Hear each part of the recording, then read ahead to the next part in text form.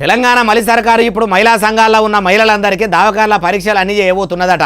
అసలు ఆడోళ్ళకి ఏమైంది, ఎందుకోసం ఇప్పుడు వాళ్ళకు హెల్త్ చెకప్లు చేయాలని ప్రభుత్వం చూస్తుంది అంటారా?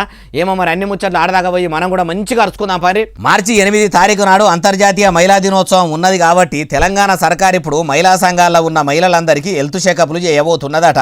అందరికీ రక్త పరీక్షలు, ఒంటేలు పరీక్షలు, పెయిలో ఉన్న సర్వ రోగాలు తెలిసేటట్టు అన్ని పరీక్షలు చేసి వాళ్ళ పానాలు ఎట్లున్నాయి, ఎవరికైనా తీపి రోగం ఉన్నదా, క్యాన్సర్ అసలు పాడుమల్లె బీమార్లు వాళ్ళ పెయ్యిళ్ళ పెద్దపీటలు వేసుకొని కూర్చున్నాయా అని అన్ని రిపోర్టులు తెలుసుకొని వాళ్ళ పరీక్షలు మొత్తం ఆన్లైన్లో పెట్టేటట్టు చూస్తుర్రట. ఇట్ల వలన్నరే బాలన్న అంటే ఈ ముచ్చట కుద్దు దవాఖానాల మంత్రి దామోదర రాజనరసింహ సారే చెప్పుకొచ్చిండట.